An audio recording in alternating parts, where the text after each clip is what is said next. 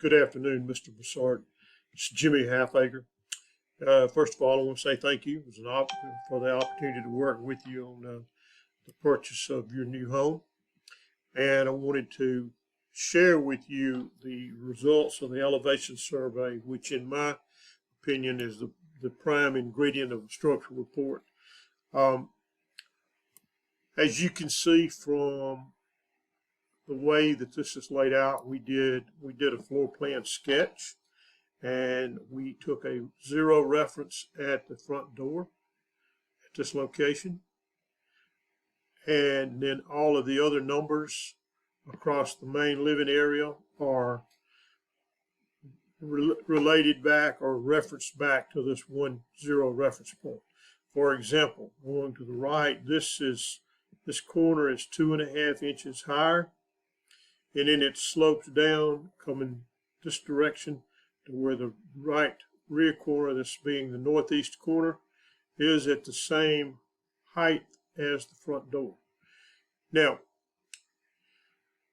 if you look at, let's say, if we break this house down from the doorway to doorway, from the front door to the back door, and we look at what we have, those are variations, do not vary in excess of 1.5 inches lower, and then although we do have some high numbers on this side. Now, that's to that point, that's fairly typical of what you would see in our expansive soil. But in addition to that, this home has heavy fill material over along this west side. And back here in what is known as the primary bedroom, what we've named as a primary bedroom, we have gotten some settling across this area and then down through here. As you can see, minus 3.5 on wood, minus 4.0 means that that's 4 inches lower. Now, the overall variation would be from a minus 4 low to on a diagonal to a plus 2.5 high. That means we got a 6.5 inch variation across the floor. Now let's look at the garage and then come back to this.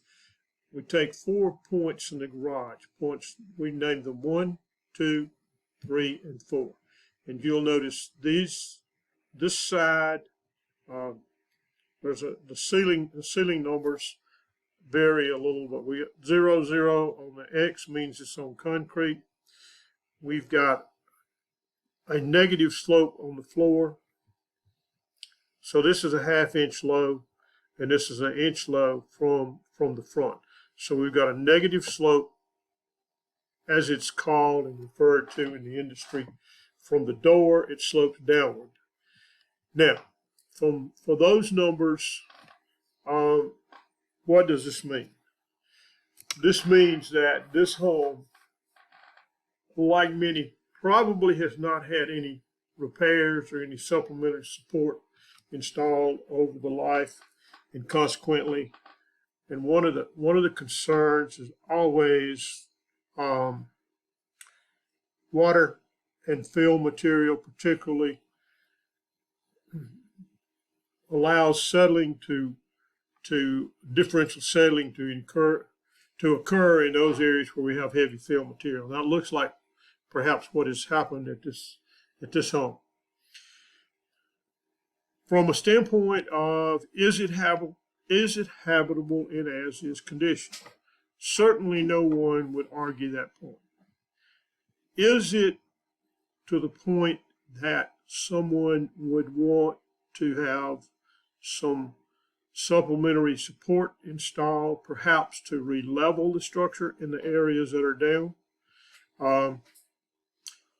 or as a minimum to provide some additional resistance against future settlement in the future? My view is a minimum we should put gutters on this house to try to control the moisture. That's number one, first and foremost.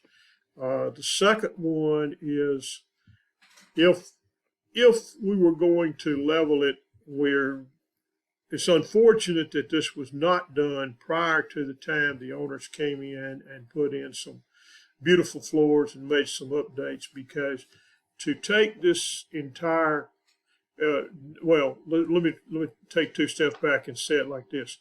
This is a home that could be leveled with the exception of perhaps some of the high spots around on this bedroom area here.